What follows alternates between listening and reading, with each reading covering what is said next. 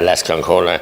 I want to ask the Minister for Justice to provide an update on the latest departmental activities in terms of the management of international protection, and if she would make a statement on the matter. The Department has taken a significant number of measures to increase the capacity of the international protection system, and reforms to this process will continue this year and indeed beyond. In November 2022, I introduced an accelerated procedure for international protection applicants from designated safe countries of origin. This now applies to 10 countries. Botswana and Algeria were only added in January this year.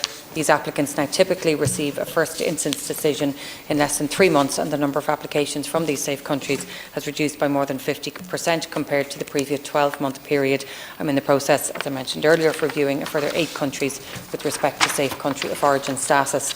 Last July, I published a report on the International Protection Modernisation Programme from 23 to 24. This involved unparalleled investment in staff, panel members, re-engineering processes and technology. We've implemented measures to improve efficiencies and throughput, as well as enhancing the application, the interview and decision-making process for applicants. This has already demonstrated results, with the IPO confident of delivering over 14,000 decisions this year. Approximately 34 million in additional funding was allocated for 24's budget. The International Protection Office and the International Protection Appeals Tribunal will continue to scale up with this funding. As the Deputy will be aware, we will shortly seek approval to opt into the EU Migration Pact. We've just had discussions this afternoon. We will have more next week, which I believe will further enhance our capacity and build on what has already been achieved. The Pact will significantly reform the current approach to migration and asylum, both in Ireland and across the EU, by providing a robust legislative framework to address the challenges faced in this area. It will speed up processing of international protection applicants so that we have a firmer and fairer system, and as I've mentioned in the earlier comments on the accelerated procedure already, we have a much quicker ability to turn around and to support those who genuinely need our protection to those who don't. The sooner we give people a negative decision, the easier it is to remove them. It will introduce also, through the Pact, greater security checking of applicants. This is a situation that we can't deal with on our own. We need cooperation, we need to work together, and this is what the Pact is proposing. Say to you that we're seeing an upstaging of obviously the deportation and deporting orders and activity with the Department in recent months due to simply criticism and concern. Is by no means clear whether and to what extent the flow of asylum seekers into Ireland, the vast majority of whom have previously successfully crossed the EU's external borders elsewhere than in Ireland, and the state's capacity to respond effectively would be affected. Likewise, the new normal, according to Minister Roger O'Gorman, of 15,000 to 20,000 asylum and international protection seekers annually.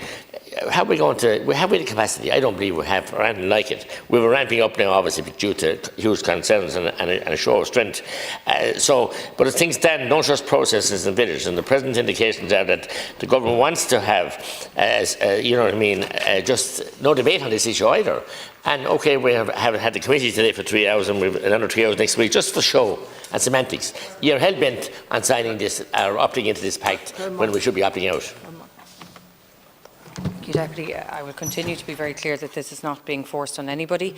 This pact was first presented in 2016, the second iteration in 2020, and at every stage throughout the debate, either in the European Parliament, in the European Council, in the Committee of Justice, or in the European Affairs Ministers, of which I was a member of a number of years ago, any opportunity was available to members of this House or to the Seanad to raise either under topical issue, commencement matter, private members, or any other form of debate to discuss these issues, so that it's in no way being forced upon people. But it is the case that this will ensure that we have a system that is more effective than the one that we have now, but we're of course working towards getting to those accelerated procedures already. In the last 2 years alone, we've gone from a situation where we have been processing around 3,000 applicants a year. We're now at 13,000, and our figures have gone from those figures to 9,000 who received their first instance decision just last year. That's in the space of 2 years. We've been able to start increasing those figures to that scale. If we opt in the next 2 weeks, which I hope that we will, to the European Pact, we will of course invest more to make sure that we can turn around those times that are being set out and that we should be adhering to in the first It's instance. quite clear to me that, Minister, you are hell-bent on opting in here, and no discussion. While it took 8 years to come up with the pact, you're putting across those members of the House that we had ample opportunities in those 8 years to come up with solutions or questions, whether topical issue or whatever. Your government is hell-bent in ignoring the Irish people. You got your message loud and clear for them in the referendum. So why rush this through again? And what kind of a discriminatory feeling have you towards the Irish people? We're going to be forced to take thousands upon thousands of migrants coming through our borders. And you keep saying that you have no intention of this, but you have an intention of the opt-in in the pact. So you won't put it to the people because you know the answer you get. And Fragger Foster like you got in the referendum. So you're just deciding to put this through the two houses of the Oireachtas here, set amount of time, with your, as I said, contrived majority that yours passed. But I can tell you that people are very concerned, and there are many issues here that of ceding, further ceding more of our sovereignty here and our national sovereignty, as I said, and ceding it to EU unelected bureaucrats and the EU Commission.